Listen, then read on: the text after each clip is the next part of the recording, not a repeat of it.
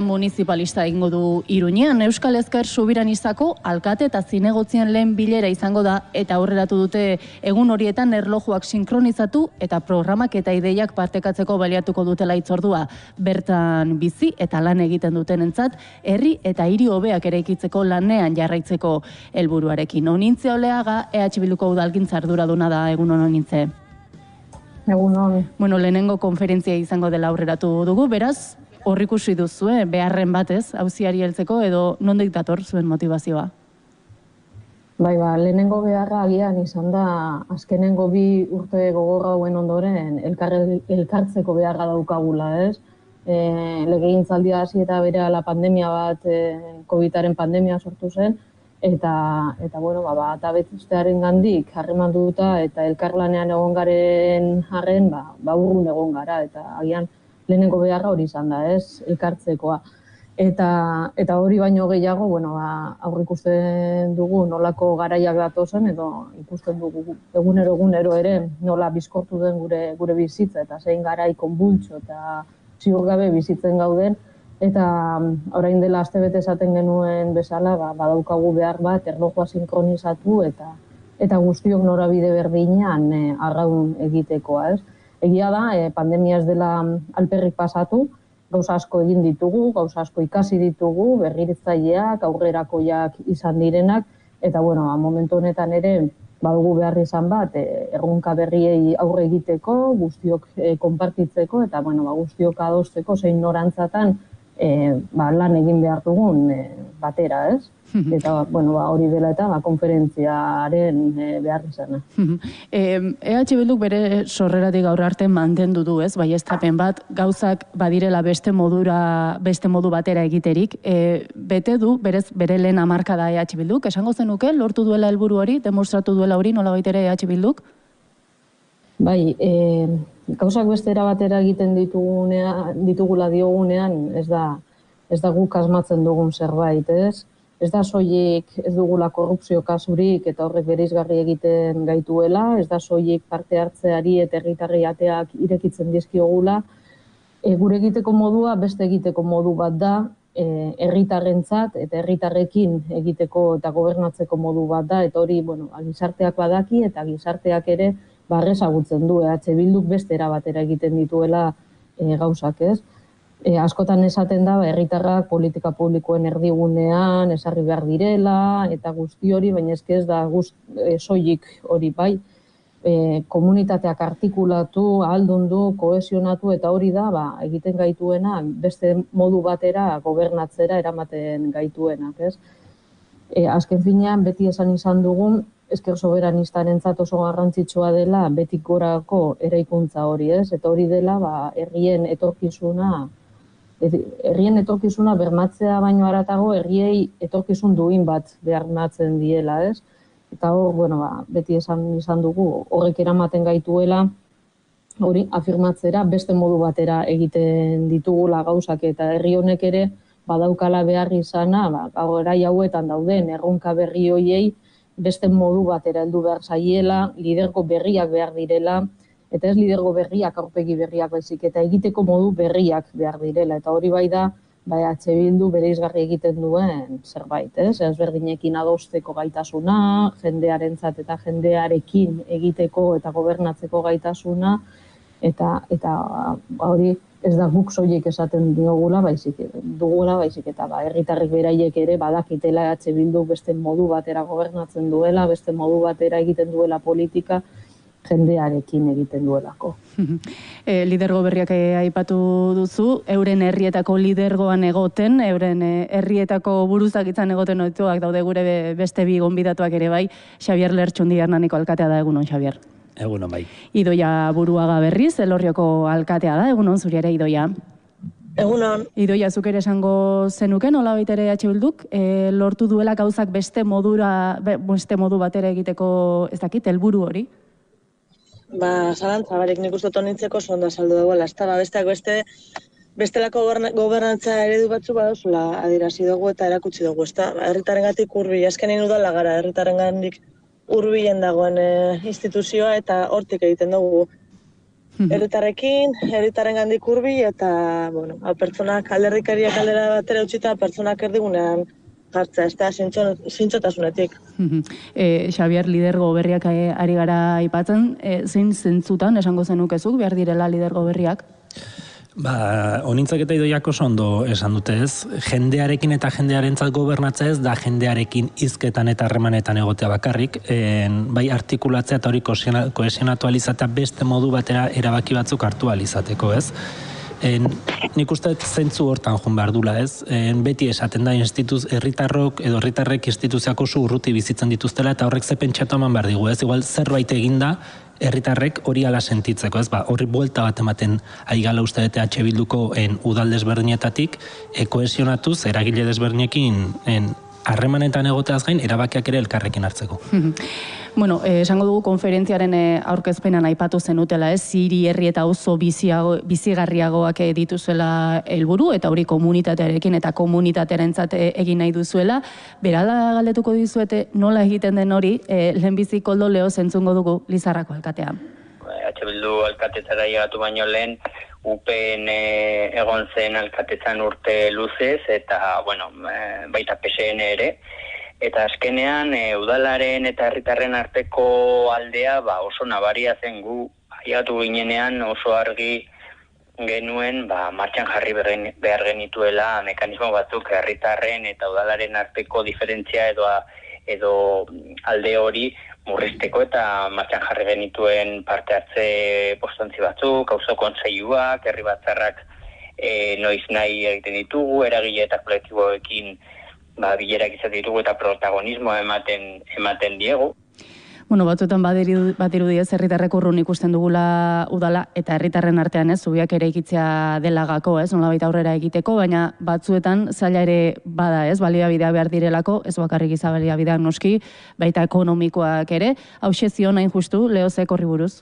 H Bilduren batez ere ekimen politikoei esker, guri finantziazioa igo zaigu, eta hori oso garrantzitsua da, hori herritarren arazo hauei aurre egiteko zerbitzuak hobetu daitezke eta agian eskaintzen ez genituenak, orain eskaini ahal izango ditugu, ez? Kontuan izan Lizarran baditugula osasun zerbitzuak, hezkuntza zerbitzuak, udaltzaingoak egiten duen lana, ez da bakarrik Lizarrako herritarrentzat, baizik eta jende askoz gehiagorentzat direla, eta horrek beti zailtzen ditu eskaini beharreko zerbitzuak. Kontuan izan behar dugu, normalean udalek finantziazioa jasotzen dugula gure populazioaren arabera, eta pentsa 14.000 biztanleko herri batek jasotzen duen finantziazioa naiz eta orain hobetu den, eta nahikotxo hobetu den esan bezala H Bilduren ekimenari esker, oraindik uste dugu falta zaigula laguntza gehiago, azkenean ez gaude 14.000 biztanle, kontuan izan behar dugu, gure inguruko herritatik etortzen den jendeak eta egin ditugun estimazioen arabera, Lizarraren eragina da 35.000 biztanleko hiri batekoa, orduan, pentsa. Kontatzen dugu ez da Koldo Leoz, Lizarrako alkateak nola Nafarroan bai lortu duten, ez? Diru funtsak handiagotzea, naiz eta entzun dugun, ez? Gehiagoren beharra ere izango luketen. Idoia, Xabier zuei galdera, Xabier, akaso zerorri hasita, finantzaketa giltzarri da udal jardunerako? Funtseskoa da, bai, dudi gabe. Bitartekorik ez balin badago, ezin ditugulako programak, zerbitzuak martxan jarri ez. Gaina azken urteetan udaletara gero eta eskumen gehiago datozkigu. Eta udalek beti aldarrikatzen duguna da eskumenak balin badatozkigu, gu pres gaudela, herritarrengandik lehen aipatzen genuna ez, gertuen gauden instituzioa galako eta seguraski gertutik hobeto lortzen dugulako beharroiei erantzutia edo modu egokiagoan erantzutia. Baina bitartekorik ez balin badago ez da posible eta udalak baldintzatua gaude udalaz gaindiko erakunden gatik datozkigun bitartekoen gatik ez. Funtsezkoa da, bitartekorik ez badago ezin dira gauzak aurrera eraman. Eta bestetik guk ere eta azken urte hauetan eta ikusten egia programa berritzaileak eraikitzen goazen enean ere bitartekoak lortzen goazela berritzaile izaera horrengatik ez. Eta hortan ere asmatzen nahi gala gure udaletan. Finantzak eta beraz erabat lotuta noski udale jardunera Idoia, esango zenuke nahikoa baliabide dituzuela udalek zentzu horretan? Xabierreko ondo azaldu dago, ezta? Bai, azken bolan entzun da Aldunditik zer gehiago jasoko dugula, eta ongi etorri izango da, baina ez daukagu nahikoa. Koldoka 14.000 biztan lezata, balorzo batek edia 7.000 eta lor ondoka, da euskagun baliabideak, ez dira nahikoa. Eta bai gure nabanen, igual elorson egodelako, eta HTA porpolean dukagula oin, egia esan baliabideak egon badaude, instituzioak baliabidea badauzkate. Kontua da nora bideratzen duzuzan baliabide hori eta finantzazio hori nora bideratzen duzun, ezta? Balorzo nahi desoin urtebi, atzeteko abiadurandiko treneko tramo mordozka dauzkagu, eta oin urtebi elorrio tramoak 3 kilometro 61 milioi eurotan ez lehitu zan. Osa, kilometroko 20 milioi euro. Pentsa, esan kezburik ez daukan olako azpiegitura baten momentu honetan, ez daukala inongo loturaik ez Frantziaz, Espainiagaz, zenbat milioi euro bideratzen gabiltzan, da ze ongi etorriak izango ziren bestelako politika publikoak bultzatzeko hezkuntza, zaintza, elikadura burujabetza, transizio energetikoa edo eta garraio publikorako, ezta? Egia esan, egon badaude, gakoa da nora bideratzen duzuzan baliabide horrek eta udalerriak zalantzabarik gehiago behar dugu. Bueno, nintza aipatu dugu ostiralarun batean izango duzuela hitzordu hori beraz Iruñean, ostiralekoa biharkoa bertan baluarten izango da, larun batekoa Refenan. Azken honetan, hain justu ez, Idoiak oraintxe aipatzen zituen gaietako batzuk 4 gaietan edo zentratu nahi izan duzue zehazki, gobernantza eredu herrigila, trantsizio energetikoa, gobernantza feministaren eredua eta etxe bizitza. Zergatik 4 gai hauek? Bai, menduko dira apurtxo bat zuzentzea 4 gabe, 6 gai izango dira erdigunean jarriko ditugunak, aipatu dituzun gai hori ez gai, hezkuntza eta tokiko garapenari ere helduko diogulako. Gai hauek izan zitezkeen eta beste 1000 ere, bakarrik, badakizu beti lehentasunak ezarri behar direla, eta zehazki gai hauek aukeratu ditugu, uste dugulako datozen urte eta hamarkada ere, definituko duten erronka horiei erantzutenko lehentasuna dutela gai hauek. Martxoaren 30ean Euskaldunan Euskal Herria Bilduk aurkeztu zuen Euskal Eredua deitu diogune proposamena. Hau da, herri honek zein erronka dituen aurrean eta bai zen proposamen bat herri bezala erronka hauei erantzuteko, ez? Eta hor bai aipatzen genituen, burujabetza, ongizatea, erronka oso gorriak izango genituela, agerian dauden krisiak ere gorriak direlako, ez?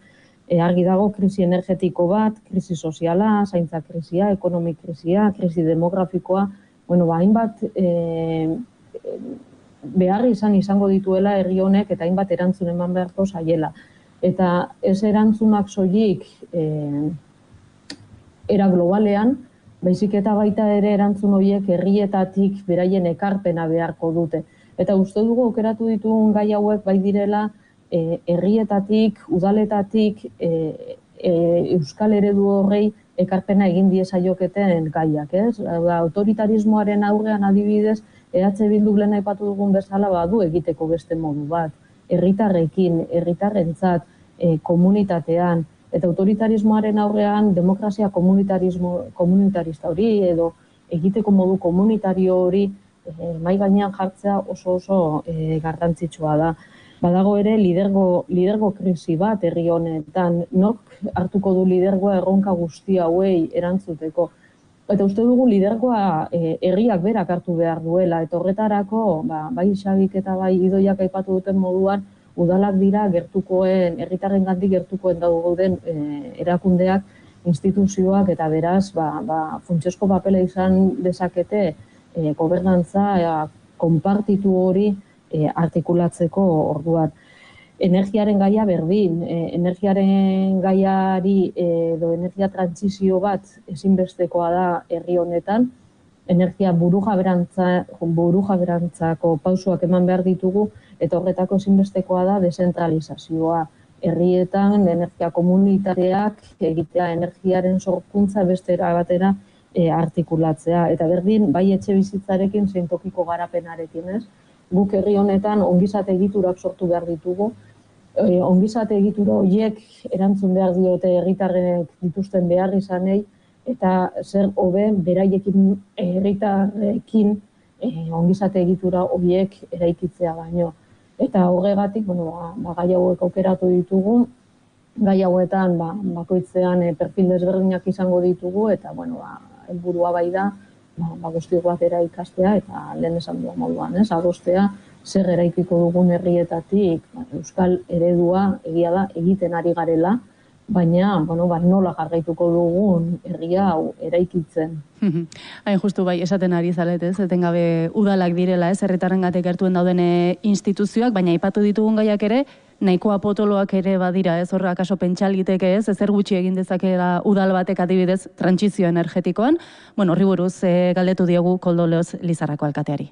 Lanildo ezberdinak markatzen joan gara azken urteetan, eta, mugikortasunaren inguruan, espazio berriak sortzeko, elikadura subiranotasuna, eta horietako bat ere bada energia subiranotasuna. Eta azken honetan, baditugu hainbat proiektu martxan, adibidez eskola publikoaren inguratzaile termikoa, azkenean da 1,5 milioi inbertsio bat, bero sareak aztertzen ari gara, eraikinen artean berogailua izateko, eta gero eguzki plakak, eta horren ari da, bai baditugula martxan oso gauza interesgarriak, bata gure udal eraikinetan eguzki plaka jartzea gure kontsumoetarako, baina baita ere herritarrei irekita, eta honen arira sortu berri dugun edo sortzen ari garen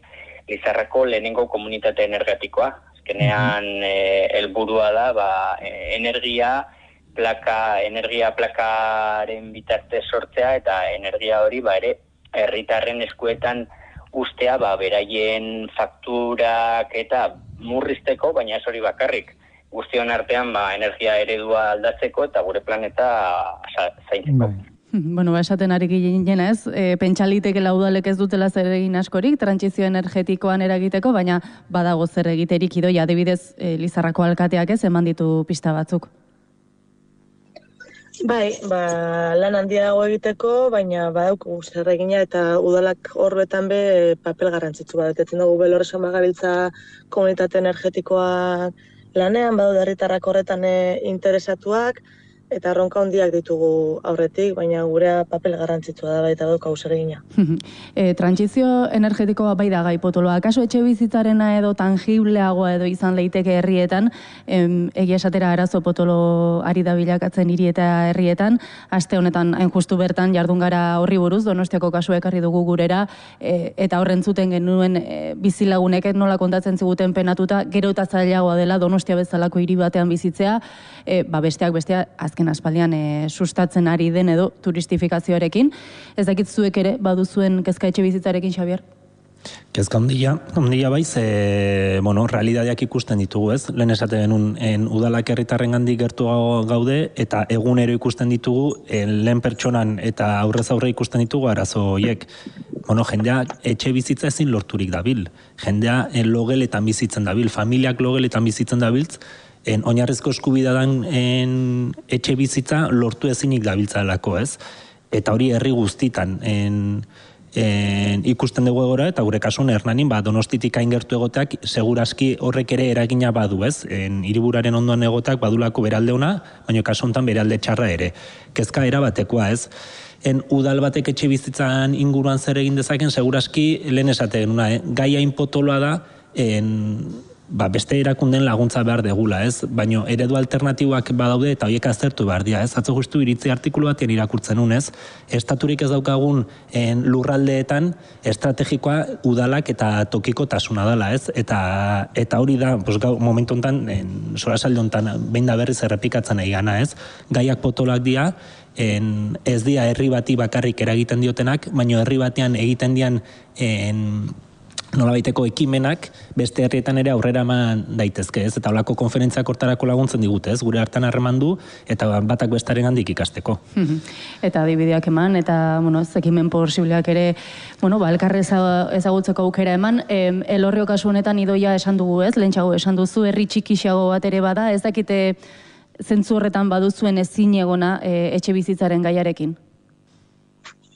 Elorri honbe beharragon egon badago, ezta? Eta Xabierrek oso ondo azaldu hau eta Xabierren hildotik ikustot konferentzia hau oso ondo datorkigula guzti hori, bestelako herrietan egiten den guzti hori partekatu eta bakoitzak bere herrira eta bere realitatera egokitza, ezta? Herri guztia desberdina gara, bakoitza desaugarriak ditu, baina marko orokor baten baitan ongietorriak izango dira bestelako horrietako esperientziak. Ni bai helduko nioke etxe bizitza behar hori bebai, hor kontutan oki marko genukela lurzoru berriaren berrera bilera guelorson bagabiltza lanean, baina eta lasterrapoaren berrikuspenera joango gara, eta gure helburu izango litzateke daukagun hori edo eraikita dagoen hori edo okupatua dagoen lurzoru hori erabiltzea etxe bizitza berriak egitera edo eraberritzera, ezta? Hori uste dut kontutan, funtsezkoa dela kontutan eukitea etxe bizitzaren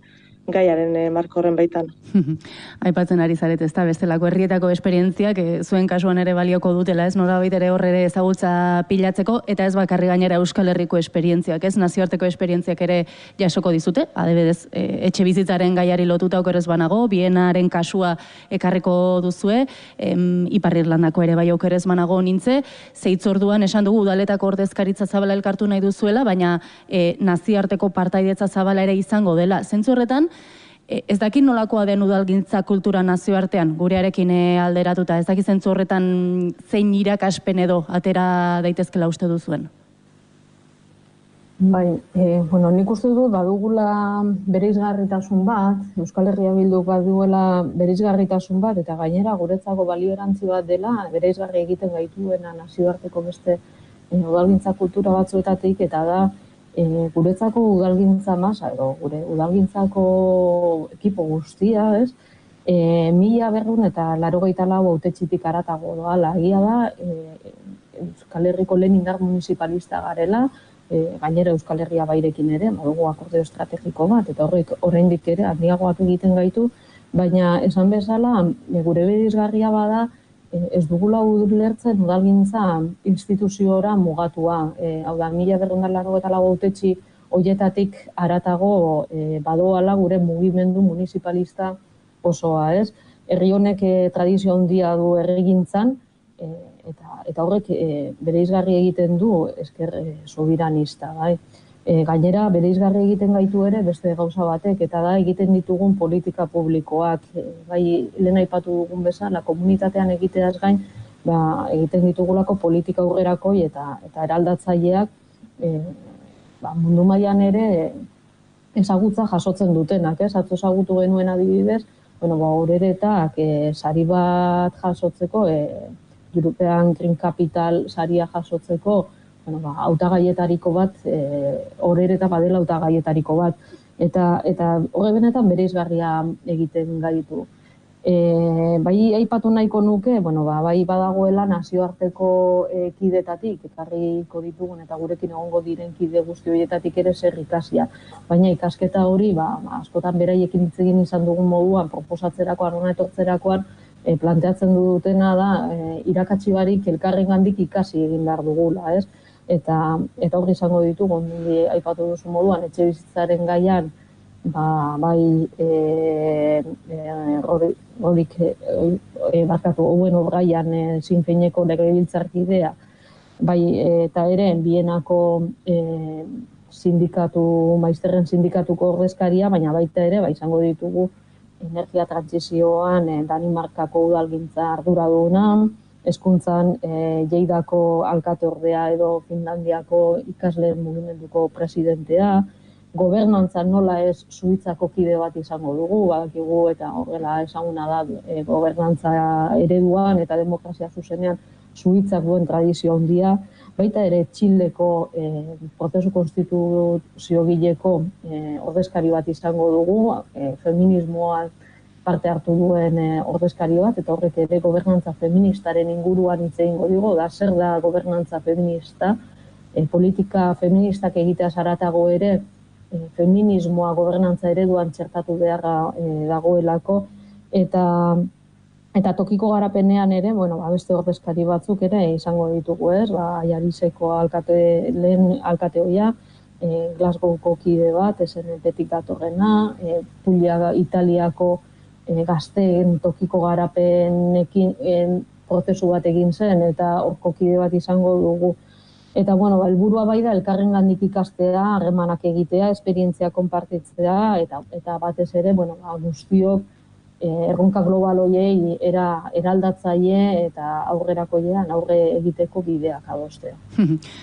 Bistan da egitaragüe mamitxua osatu duzuela bihar eta etzirako, aipatu duzu zer horreko nintze, elkarrizketaren hasieran garai zailak datozela dirudiela, beraz, ia bi egun hauetan Iruñan jasotzen duzuen horre guztiak balio duen, etorkizun oparoa bat edo bilakatzeko.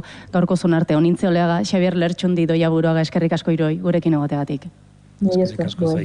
Zeu, eskerrik asko. Informazioaren aria, naiz irratian.